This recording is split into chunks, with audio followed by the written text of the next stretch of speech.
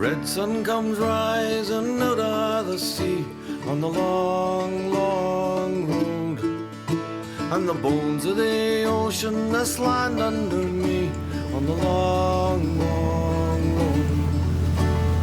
Up the St. Lawrence to the Queen of the Lakes on the long, long road, and the waves of the water they endlessly break on the long, long road, on the long, long road, on the long, long road.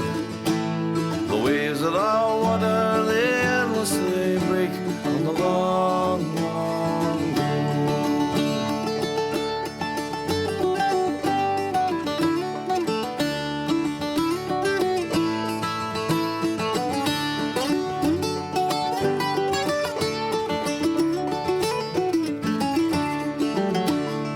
Prairie's a straight line beginning and end on the long, long road, and the milepost marking the time that we spend on the long, long road.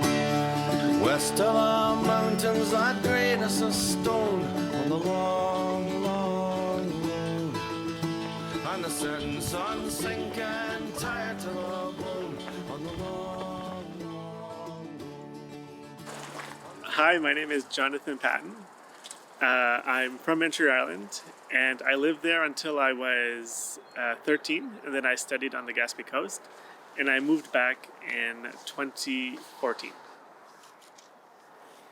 Hi, I'm Jarrett Quinn. I was born on Entry. I stayed there for 9 years. I moved in 1984. I moved to basically on the Îles de la Madeleine, in État du Nord. I worked in Alberta for 9 years, and then I moved back about 12 years ago back to the islands. My family arrived on the shipwreck, the Patton family, on the Andromach. The story is that they left Scotland at the time during the potato famine. It was Jon Patton. He left, and when he got to the islands, his boat shipwrecked, and he had intended to go back for his wife, who was in MacArthur. That didn't happen because obviously the boat shipwrecked and there was no chance to go back. So he settled here on the islands, and there's the English Pattons and there's the French Pattons, because there was one guy who settled and married in the French community, and one settled in the English community, which started my family. The Quinns basically moved to Entry in 1923. My great-grandfather Curtis lived in Gros Isle. He's the one that traded basically for the horse called Farmer. So when the horse went back in the spring of 1923, he followed a couple months later and married my great-grandmother Dorothy Welsh. So the Quinns have been on Entry since 1923. We still have a house over there, but we haven't lived there since the 1980s, basically. How has the population of Entry changed since the World War II? During the war times, the population was at its peak, and then it just continued going down after that. Families decided to move off islands towards PEI.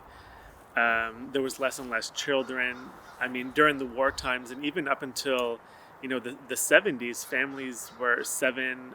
My father comes from a family of 12. There's 12 children in his family, and then when the generations went on, there was 2 and 3. So with that type of change, the population has changed significantly in the years. What do you estimate the population is now? I would say that it's like 58 or 60. The people that are there year round. More and more, there's people that are kind of seasonal, so they go back to the island for fishing, and then after fishing, they head back to PEI or to this island or elsewhere. What's the demographic of the island at this point? Are there mostly elderly people who remain that live all year round? Are there any children left? There are no children. The average population is probably around 55, 55, yeah. 55 60. The oldest is my grandmother Ada, who's 96. She's from Grosse Ile, but she married on Entry Island some years ago. But yeah, the demographics it's definitely it's an aging population. When there were children, what was their lives like? What were their lives like? Well, depends on what year, basically. Like when I was there in the 80s, just in the school, to put in context, like the biggest population of Entry was 225? 225. 225, yeah. That's the biggest that it's ever gone. Now, the Second World War impacted that population a lot because you had for 5 years, you had 40 men that left. So you're looking at, even if the population was at 200, you have a fifth of your population that just left. So there's no kids during those 5 years. The impact was pretty big. But when I was going to school there was 26 students in the school. There was 11 in my class, and there was 4 in my grade. So there was, in my class, it was grade 1, 2, and 3. So you didn't have much of a choice in your friends. You couldn't be very selective. It was who was there. We had some good friends there, but you had to play games. Or basically, there's only 3 or 4 of you. I remember like the population was very active when I lived there, and I remember as a kid going down and skating on the ponds, Sam's Pond, where the men were playing hockey, and just being amazed. I mean, these guys were slapping the puck like they were playing in the NHL, and the guy in the net only had a baseball mitt and a jackstrap on, and I'm just like, wow. And then in the fall, in the summer, they would play a lot of softball. They'd be in a field, all the guys would get together, and I would run in between them and try to play. And you'd have Frenchmen from the rest of the islands, from the Îles de la Madeleine, they would come over on Saturdays and Sundays, and they'd play there too. So you'd have the whole families that would be there, basically. Did you guys play soccer, baseball? Yeah, we played soccer, baseball too. That was popular when I was in school. Yeah. Kick it over the fence and you get a home run. Yeah. You hit it too far, it's over the cliff. Yeah. Do you remember actually spending a full year there and wintering over on the island? Oh yeah, I lived for 9 years there. So yeah, I had a small toboggan, which I pretended was a skidoo, and I'd go all over the place with that. In the winter times, it's just, well, in the summertime too, when you're a kid, it's basically a big giant playground. I mean, I had a bike, toboggan. You'd go play in the marshes, you pretend you were a knight, you'd go back to the hills. I'd take off in the morning, I'd come back at supper time. And my parents weren't worried about anything. They'd make 1 or 2 phone calls if they had to get a hold of me, but it wasn't too complicated. It was actually pretty fun. Are there secret spots on the island? Yes. Yeah, quite a lot. I would say. Yeah.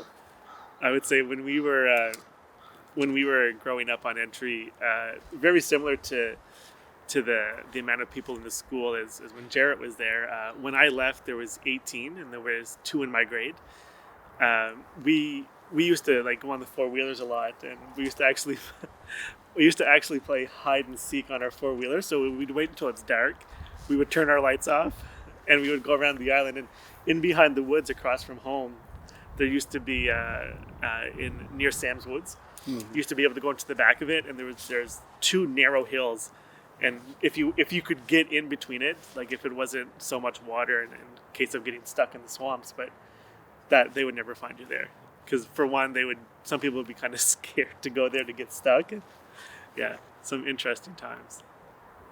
Are both of your families fisher families? Mine is. My father's a fisherman. He started, I only ever remember him being a fisherman. My mom fished with him for a few years as well, but my family is very fishing family. For lobster, Dad goes tuna fishing out of North Lake as well. They're like beasts. I've always wanted to go, but with either studying or working, like it's because it's at the end of August, early September, and it's so cool. Like they literally use like a rod and wheel. Like it's like fishing for mackerel, but it's heavier and the weight of the string or something works. But I've always wanted to go because they're massive. Like you're fishing like a 600-pound fish on a rod and wheel. But did you work on the lobster boat?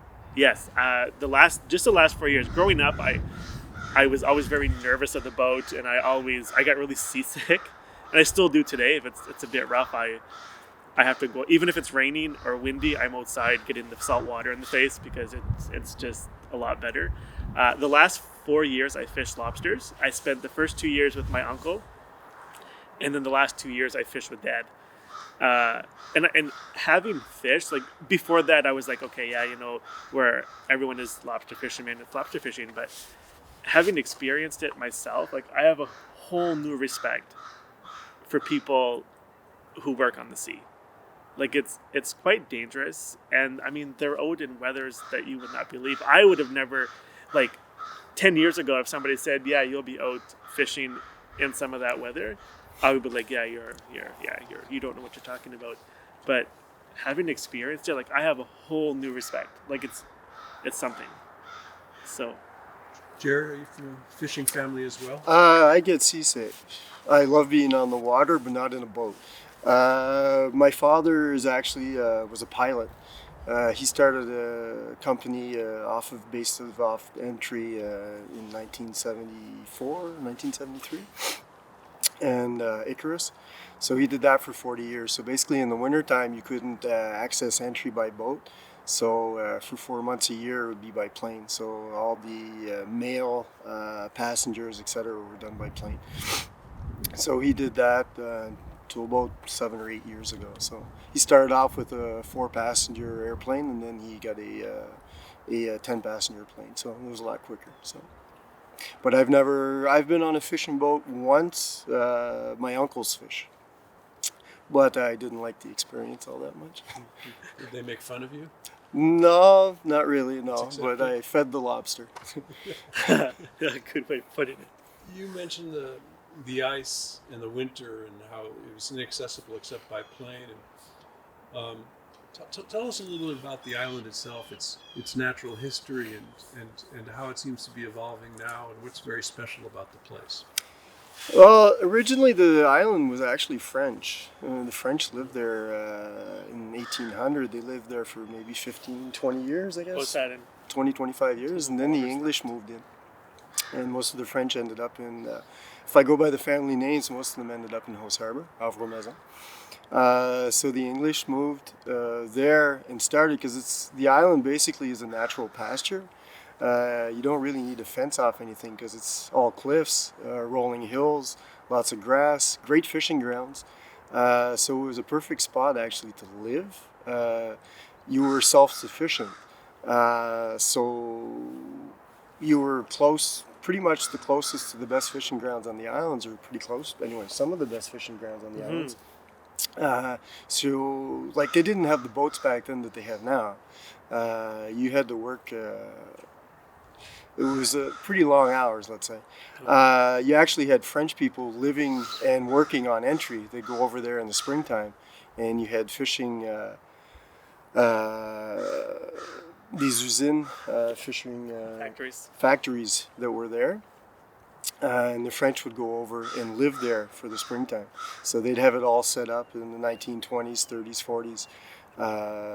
And they were canning the lobster there. So the men were cooking the lobster, the women were canning it. And even most of the fishermen on entry would actually go and eat there instead of go back to their place. So it changed, it evolved as soon as they started making money off of lobster. You were less self-sufficient. In the 80s, we're one of the rare families that actually had a garden. Like everybody has potato fields, but not many people had gardens anymore. Whereas before, you had everything. My father, when he was growing up, he would go and get the milk cows. After they were milked, he would take them back to the island, and then every evening he'd go and get them again. So when you go over to entry, you'll have an idea of what that means. But going back to the hills is actually a nice little trot. So. Where does the food come from now? The food basically most of it is from outside the islands. There is a nice local movement on the islands at the moment where there's a lot of local food being produced. But on entry, it's what's being produced on entry is mainly potatoes. There are people that have cows and etc. there, but there's no more commerce being made, like other than the fishing industry on entry. There's nothing being made. The rest of the islands in the last 15 years have been developing very much towards. They're going back to the self-sufficient. To being self-sufficient. So there's a lot of cheeses, beer, meat, etc. being produced on the islands, but that hasn't gained entry. It's funny because in the 1900s, entry was the one that was actually feeding most of the islands. I was just And going to say that. it's a weird cycle. So I read that during the World War II, Entry Island was considered the breadbasket of the Magdalens. It was, and during the war times and when fishing, like when the factories were on the island, I remember my grandmother saying that some fishermen from the French community, they would stop at Entry Island and the women would have like baskets ready for them for like bread and pastries and different things, and then they would head out fishing and come back because probably, I guess, the captains of the boats, their wives worked in the factories. And so the local women of Entry Island prepared like their lunch cans, as they call it on home. They prepared the cans to go out fishing for the day. So which I thought was pretty cool because at one point, Entry Island was the top most self-sufficient island on all the archipelago. and you had a lot of American fishermen coming up to go to Newfoundland, etc. for the cod fishing. Yeah. So, like if you were to go back in time, if you're on top of the big hill and you were to look in the Baie de Plaisance towards La Grave and Amherst, you would have seen a ton of ships that were there. But a lot of the food that was going towards those ships was coming from Entry Island, which is funny because now we get a lot of cruise ships. In the last 5 years, the tourist industry has worked very hard to get cruise ships on the islands. And a lot of the cruise ships now are buying their produce from the islands. We're going back 100 years. It's just not Entry that's producing it anymore. So Entry, if you live on Entry, you have to bring your food in from the other islands at this point. They have an excellent service, actually. Yeah. They call the IGA, the local IGA, and they'll order their food by phone. And they've been doing that for years now. And the IGA co-op will basically box their food and deliver it to the ferry. So the ferry goes over twice a day, so they'll deliver it in the afternoon at 3 o'clock. So at 4 o'clock they go to the wharf and their groceries are waiting for them. And that's the same as everything. I mean, all of the commercers here on the mainland, the main island, if like for your prescriptions, if you're building a house, or if you're building anything, if you need a little part, or for an example, the fishermen, if a part goes on their boat, they just call the store, and they're like, can you put it on the 3 o'clock ferry, and the way it goes. Entry is you're very reliant on weather. It's 100%. like everybody's always going to ask you what the weather is, but they're not asking to see if it's sunny or if it's cloudy or if there's fog. They're asking to see if there's going to be any wind. Because it can be a beautiful sunny day, but if it's windy, you can't get off the island. So you're isolated like no other. If there's ever an accident and the boat can't get over, they have to send a chopper from Cape Breton to come get you. So you rely on weather a lot. Like on the islands, we rely on weather, but not like Entry. Entry it's a completely different. Even all the professionals on the island know that. So when they have somebody from Entry that's going, let's say, to the dentist, well, if you can only go every Friday and it's windy that Friday, well, they know they have to put the appointment back to the next Friday and then the next one. So it might take you 4 weeks to get to the dentist. It's really, you are reliant on the weather there. The wind, you are. And I think that puts a bit of stress on people as well, because when I was living there until I was 13, yes, like you always thought, okay, what if something medically happened? Can I get off the island? We thought about it, but I feel that the people that are there now, there's some people that are there that specifically come and live on the main island during the winter time because they have some health problems themselves. and they're just scared that with a delay in the weather or delay in the boats or anything that it could it could be life or death if the transportation doesn't get there on time. Having said that, our system is very good. I mean, they do their best, and I don't think anybody's ever lost their life because of a lack of response. No. But it's always a part of the stress. I mean, myself growing up, one time I had a really bad problem, and it was in the winter, and there was a lot of ice, and one of the specialists they phoned an individual captain. He was the only one who had his boat in the water. If they could transport me to Grindstone to get to the hospital, and there was so much ice and there was so much fog, so I was another 24 hours before I could get airlifted off. But there's always that little bit of stress that comes with living on an isolated island, I think. So people who live there are very interdependent. You have to help your neighbor. You have to be available if something happens. Yeah, 100%. And the island is like that. Even as years are going on, I mean, the respect for each other on the island in time of need has never changed. The auctions. Yeah. Just the auctions that they have. When people are in need on entry, they like financial need or problems or whatever, they'll have an auction. So they all get together in the community hall and basically, I remember when I was a kid, my dad would always bet. I knew as soon as we saw the thing of cookies that they were going to bet on those cookies. So he'd pay $25 for basically an ice cream thing of cookies. You'd have alcohol that they'd sell, you'd have cakes that people made, and basically all that money went back to the person that was in need. So when you were in need, they would help you, and then when they were in need, you go and buy a cake for $50. But that money is going to help the person next to you, so the community. So they've always been tight-knit for that. People have always gone and helped each other in that sense. Yeah. And during the Second World War, like, you had all the young men that were gone. I mean, so it had to be the elderly, the women and the children. They did everything on the entry. They still had the cattle, they still had their farming to do, agricultural, the fishing. I mean, they did everything. And then you had to take care of your houses. So it was a community affair. Now there's less population and it's a lot older too. So yeah, that's what I've noticed.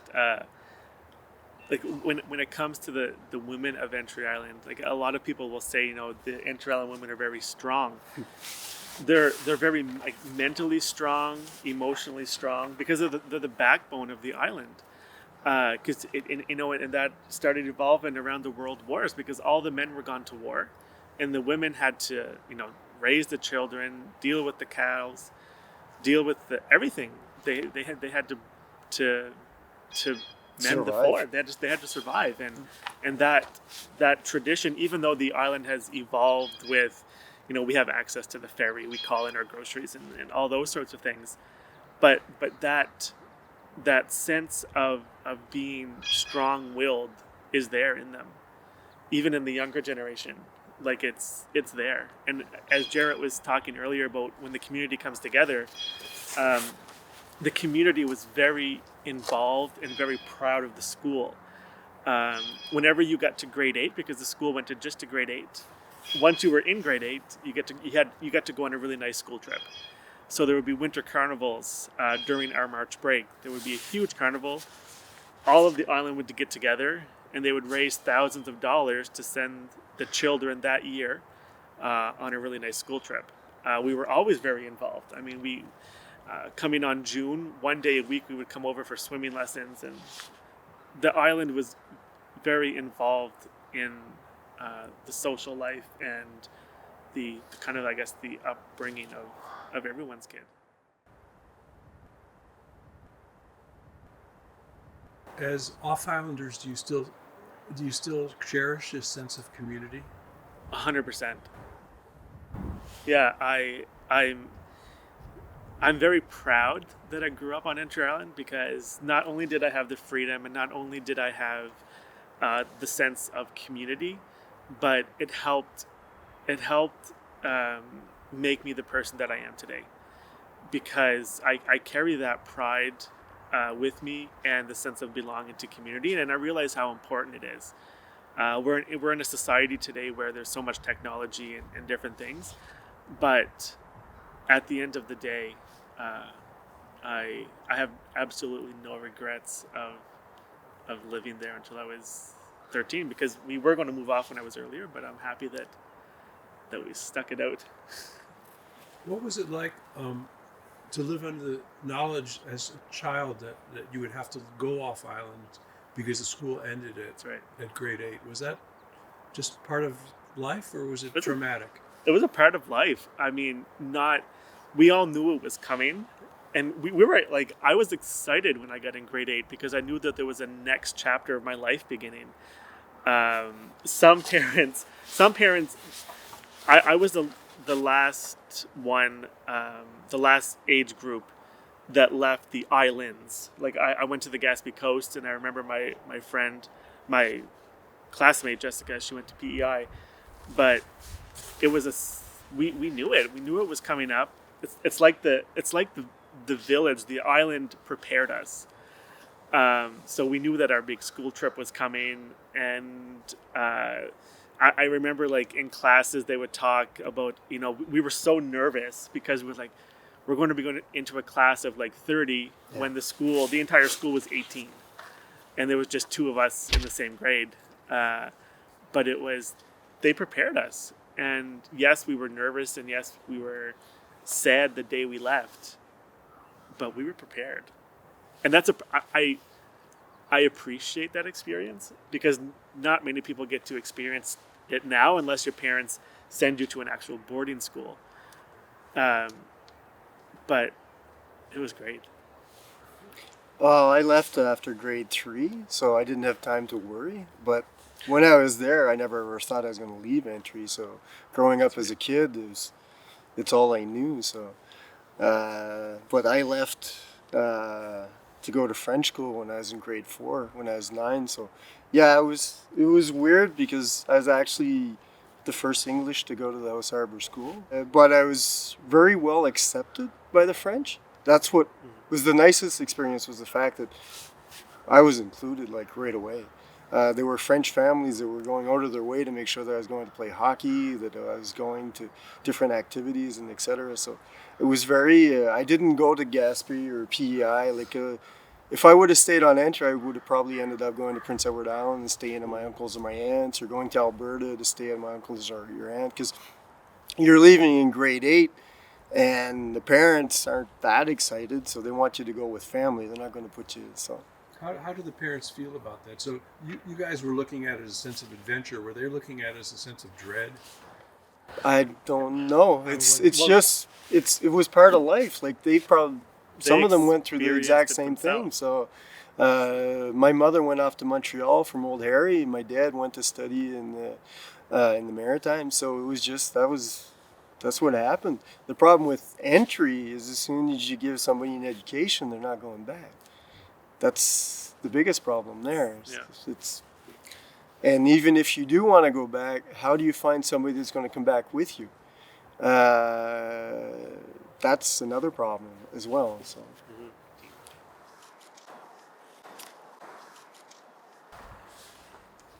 So yeah, my daughter, she's being brought up basically in the French system, but I take her to Entry now and then. So she's 10 now, and she's maybe been to Entry maybe 12 times, but it's funny because she wants to save Entry. So it's she hasn't been over there all that long or often, and it's very short periods of time, but she feels a closeness to the island. She's proud to be from Entry, so it's kind of neat. What do you think she means when she says she wants to save Entry? What is there to be saved and what can't be saved?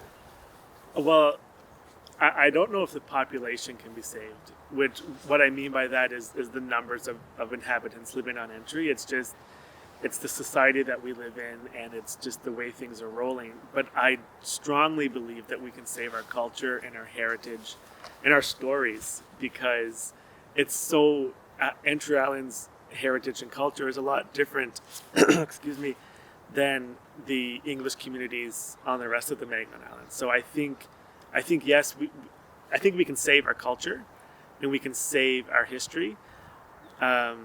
I don't know if we can necessarily save the numbers. Yeah, I agree for the culture and the history, and I think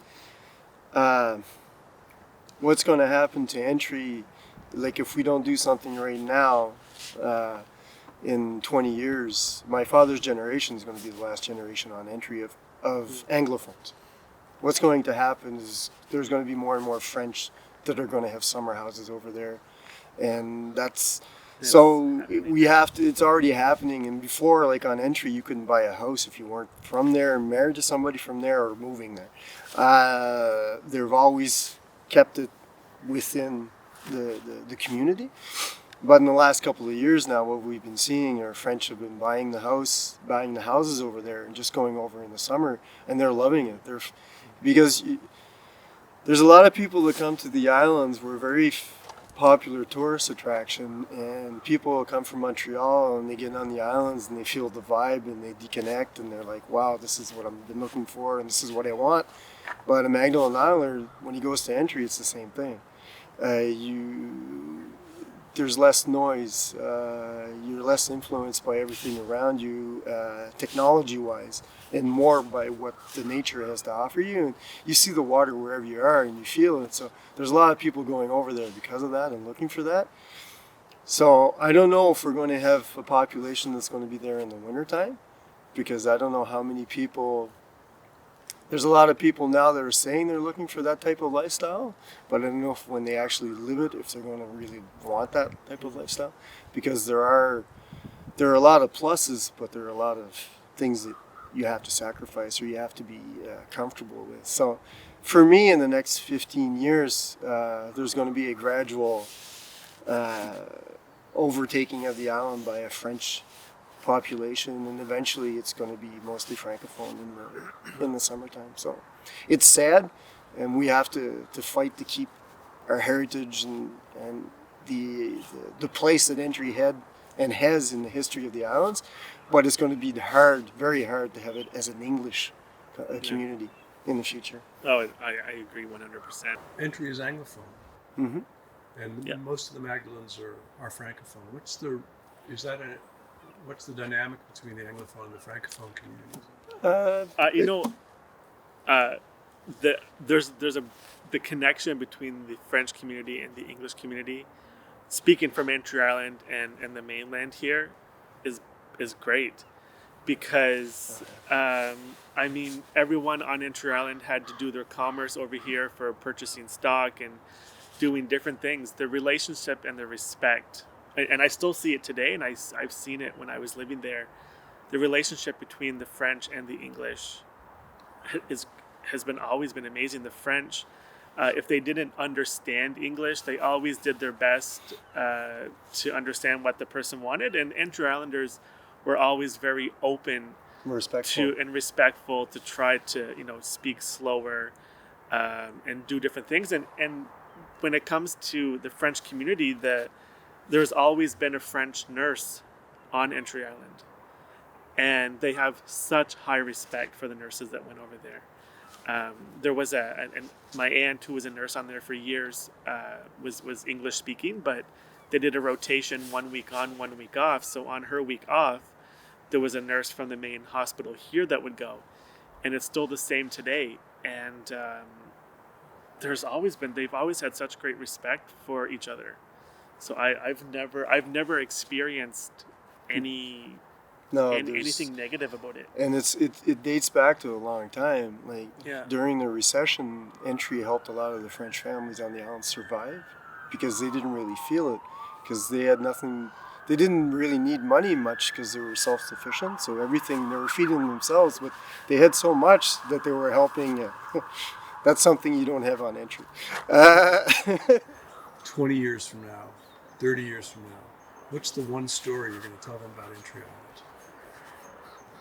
Well, I think just the experience of growing up there and things that we did as a kid, because I don't necessarily have a lot of stories that I could tell as an adult, because my adulthood has been off the island.